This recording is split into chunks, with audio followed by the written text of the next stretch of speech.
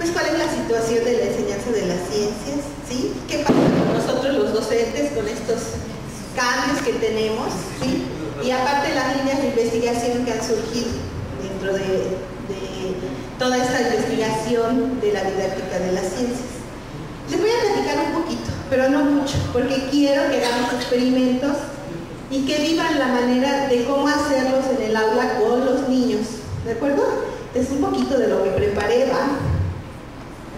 Entonces, la conferencia que les preparé es el docente, oportunidades y retos.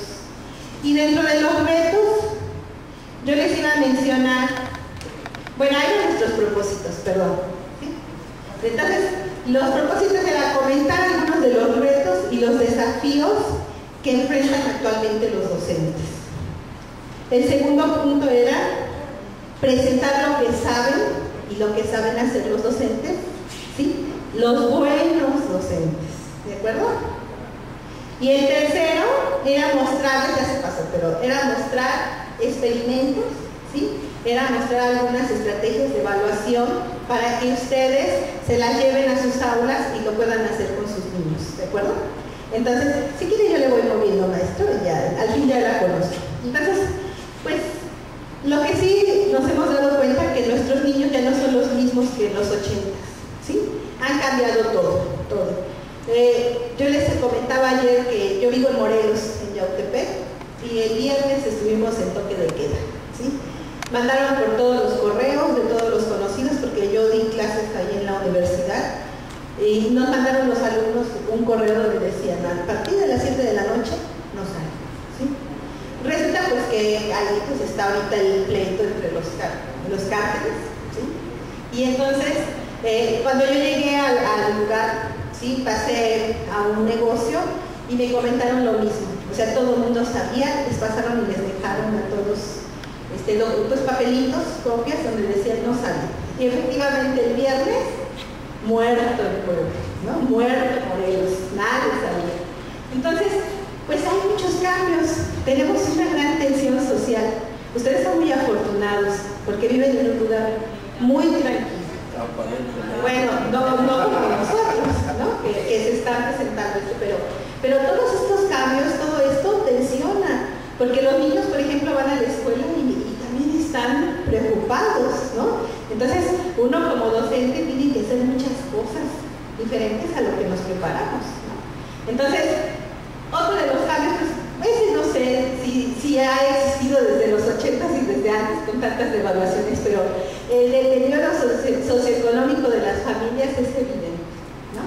La falta de trabajo es evidente, ¿sí? La gente está perdiendo trabajo también, ¿sí?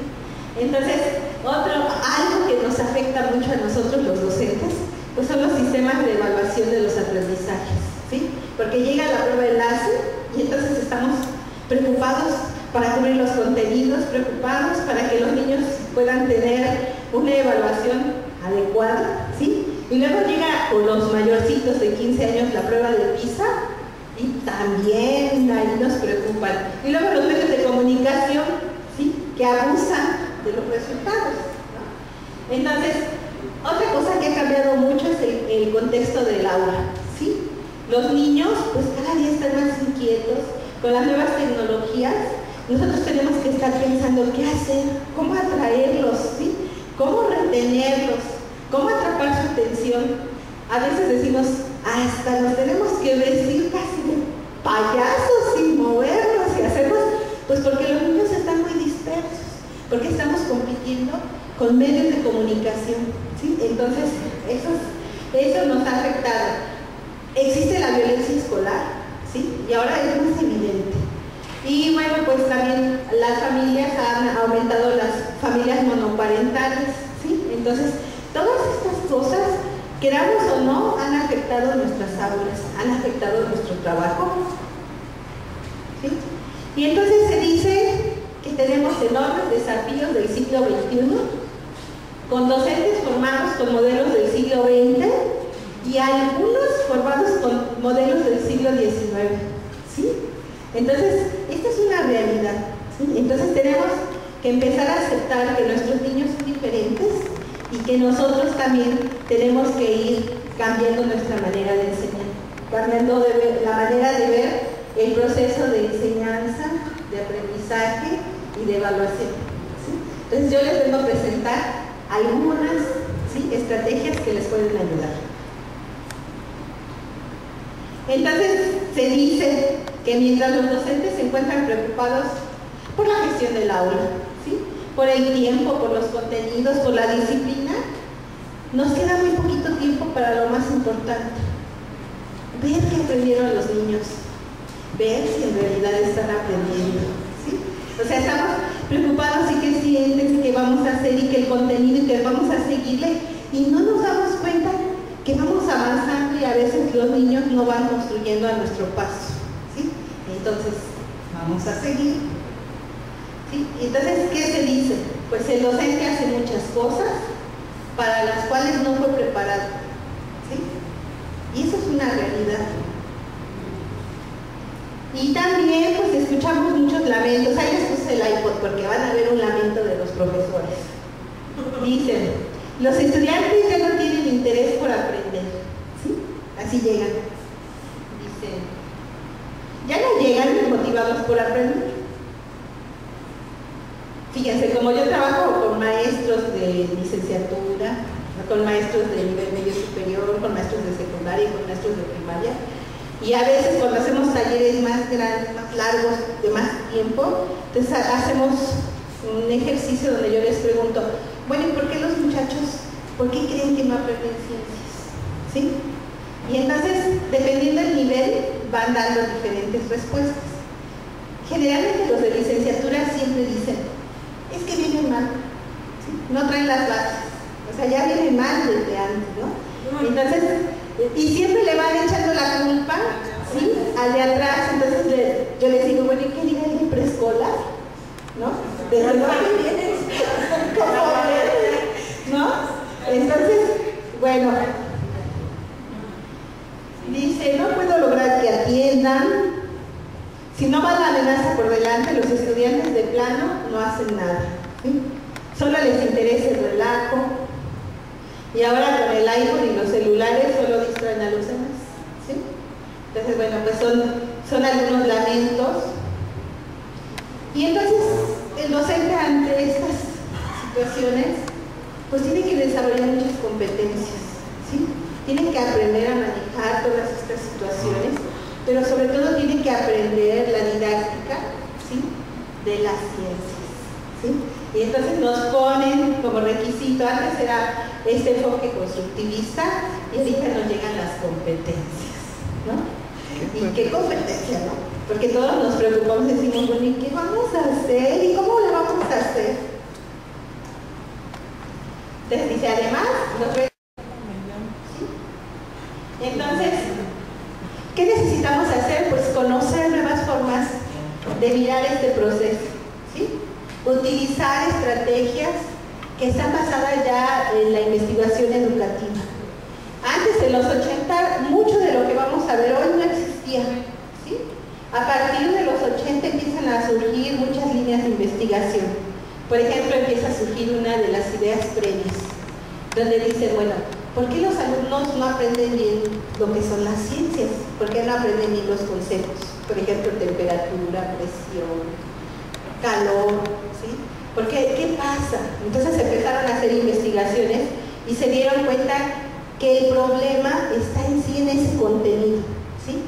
Y que de acuerdo a la experiencia que tienen los muchachos a lo largo de su vida, van ellos construyendo las ideas previas, que son no igual que los conocimientos previos, ¿sí? Son las ideas que están incompletas o que pueden tener errores. Y entonces nosotros, cuando queremos enseñarles, es como si hiciéramos esta analogía de construir una casa, y si el cimiento no está bien, pues lo demás no va a quedar bien, ¿verdad? Entonces, algo muy importante y que decía Auswell es que nosotros investiguemos qué saben nuestros jóvenes o nuestros niños, y a partir de eso enseñarles, ¿sí? O enseñar en consecuencia, ¿sí? Entonces ahorita lo vamos a vivir con unas experiencias y van a darse cuenta cómo ustedes también van a interpretar de diferente manera, y esas son las ideas previas, ¿de acuerdo? Aparte de eso surgen otras líneas de investigación. Por ejemplo, en la década de los... lo que les dije, o sea, conocer lo que saben los chicos y a partir de eso enseñarles, ¿sí? Y entonces empiezan a investigar en la Universidad de Cornell, ¿sí? Nova y Bowen se llaman, ¿cómo es que aprendemos? ¿Cómo es que nosotros organizamos la información? Y surge un libro en el año en la década de los 80, en el 84, que se llama Aprender a Aprender, ¿sí? Y entonces en ese libro dice que nosotros aprendemos de manera organizada. Y entonces es cuando surgen los mapas conceptuales, donde dice de manera jerárquica, ¿sí? Nosotros vamos aprendiendo y vamos interrelacionando la nueva información con lo que ya sabíamos, ¿sí? Y entonces surge también la de Bowen, ¿sí? Entonces a esa línea de investigación le llamaríamos las estrategias de enseñanza. Pero surgen otras líneas de investigación, o sea, son de diferentes lugares donde van surgiendo esto. Una muy importante que fue a finales de los 60 es cuando se dan cuenta que cuando nosotros estudiamos, por ejemplo, física o química, todo está descontextualizado.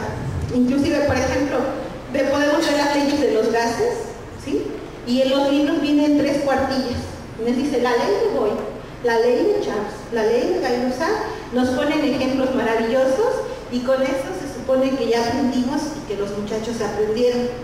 Y resulta que esas 3 cuartillas significan más de 300 años de construcción del conocimiento, ¿sí? Entonces, lo que se dice es que los maestros deberíamos de dar, por lo menos en algún tema, esa parte histórica, ¿sí? Que los niños o los jóvenes se den cuenta cómo se fue construyendo el conocimiento poco a poco, ¿sí? Entonces ya se imaginan, ya llevamos varias líneas de investigación, la de ideas previas, ¿sí? Llevamos la línea de la historicidad de los conceptos, la de las estrategias de enseñanza. También hay otra línea que esa está de moda, ¿sí? Y es la de la evaluación, regulación, autorregulación, ¿sí? Entonces, ahorita están surgiendo muchos instrumentos que nos pueden ayudar, vamos a hacer unos, ¿sí? Para toda esta línea de investigación. Entonces, ¿qué nos queda a nosotros docentes? ¿Sí? Pues a lo mejor ponernos a buscar un poquito esta información y les voy a dar la página que tenemos nosotros para que ustedes vean artículos, ¿sí? Y entonces puedan tener, ¿sí?, a la mano cosas que pueden hacer en sus salones. Entonces, ¿seguimos? Sí, dice, bueno, lo que pasa es que nuestra profesión ha sido devaluada, ¿sí? Entonces, yo quiero levantarles el ánimo y decirles, la profesión docente es la más importante de un país, ¿sí? Porque influye en el modelo de desarrollo económico de la sociedad y las ideologías. Y hay que convertirla en la primera opción, ¿sí? Porque muchas veces nosotros llegamos a nuestra profesión y no teníamos pensado ser docentes, ¿sí? Y tampoco sabemos la satisfacción que nos da ser docente, ¿sí? Entonces, ahí se los dejo. Entonces se dice que un buen desempeño docente es el factor que influye de manera decisiva en los logros educativos de los estudiantes, ¿sí?